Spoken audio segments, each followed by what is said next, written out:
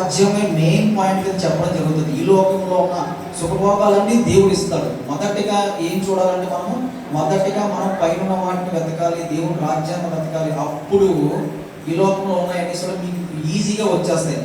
మనం ఏం చేస్తామంటే సువార్తలో చాలా మంది ఈ లోకం మీద ఉన్న ఆశలు పెట్టి మీకు అది వస్తుంది, ఇది వస్తుంది, 10,000 ఇస్తాం, 5,000 ఇస్తాం, బట్టలు ఇస్తాం, పలానా చోట ఇలా చేస్తాం, అలా చేస్తామని చెప్పి సువార్త చేస్తూ ఉంటారు.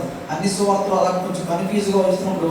ఆత్మ వచ్చి కూర్చున్నా సరే అది ఇసుక మీద కట్టిన పునాదిలా ఉంటుంది, ఆత్మ ఉండదు. అలాంటి సువార్త మనం చేయకూడదు. మన సువార్త వారి యొక్క హృదయాల లోపలికి వెళ్ళి ఆత్మను తాకాలి.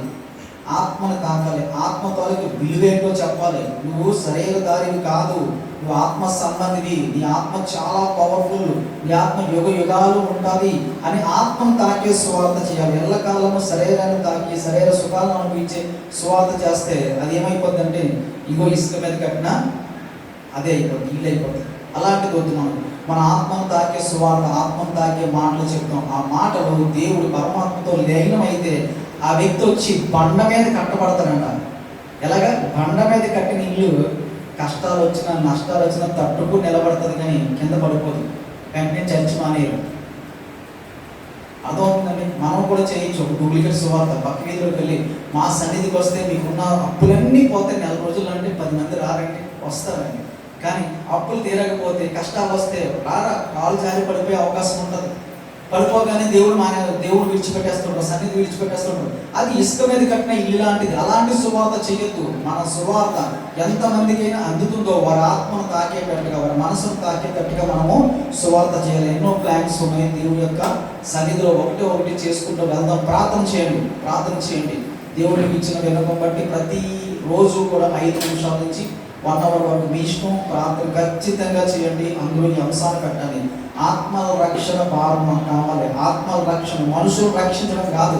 మనుషులు రక్షించవచ్చు. 100 మందిని తీసుకొచ్చి కూర్చోబెట్టి 1 సంవత్సరం నడిపించిన 100 మంది ఉండరు. ఎందుకు ఉండరు? వాళ్ళ పునాది దేని మీద ఉంది? ఇసుక మీద ఉంది. కొద్ది కష్టం రాగానే నష్టం రాగానే వెళ్ళిపోతారు. అలాంటి ఆత్మలు రక్షించడం మన భారము కాదు, మన బాధ్యత అసలు కాదు, మన పని అసలు కాదు. అది ఒక వ్యక్తిని రక్షించామంటే ఆ వ్యక్తి మనతో స్టాండర్డ్గా ఉండిపోవాలి. చిరకాలము ప్రాణం పోయే వరకు మన సన్నిధిలో ఉండిపోవాలి. ఆత్మ ద్వారా పవర్ మనం చెప్పాలి.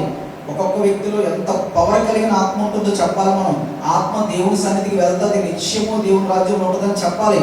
ఆ నిజం ఎప్పుడైతే మనం చెప్పగలుగుతాం సువార్తలో, ఆ వ్యక్తి ఇంకెక్కడికి కదలదు.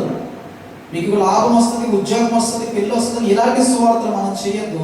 నిజమైన ఆత్మ సంబంధమైన జ్ఞానాన్ని వారికి పంచితే ఆ వ్యక్తులు మనతో 10 మంది ఉన్నా సరే చాలు. 10 మంది కన్యకి వెళ్ళాలి. 10 మంది ఎక్కడికి వెళ్ళిపోవాలండి? మన సంఘం నుంచి దేవుని రాజ్యం వెళ్ళిపోతారు. అంతేగాని అందులో సగం మంది పడిపోవడం, సగం మంది ఇక్కడ బయటికి వెళ్ళిపోవడం, సగం మంది కంగారు పడిపోవడం, సగం మంది చిన్న చిన్న వాటికే మళ్ళీ లోకంలోకి వెళ్ళిపోయి అలాంటి సువార్త, అలాంటి బాధ్యత, అలాంటి భారం మనమే దేవుడు మోపలేదు. నిజమైన భారం కలిగి మనము సువార్త చేద్దాం. ప్రార్థన చేయండి. ప్రార్థన పూర్వకంగా మీరందరూ కూడా అన్ని విషయాల్లో కూడా ధైర్యంగా ముందుకెళ్ళండి. ధైర్యంగా ముందుకి నడుస్తూ ఉండండి. మా తరపు నుంచి వచ్చిన ఆ యొక్క చిన్న వస్తువును దేవుడు దీవించును గాక. తద్వారా దేవుడు మాకు ఇచ్చిన దీవెనలు ఇంకా అధికము చేయను గాక. ఆమేన్. మంచిదండి. ఈ సమయంలో అందరూ లేచి నిలబడదాం. ఒక 5-10 నిమిషాలు మనము ఆరాధనలోకి వెళ్దాం. ఆరాధన తదుపరి మన వాక్య భాగం తీసుకుందాం.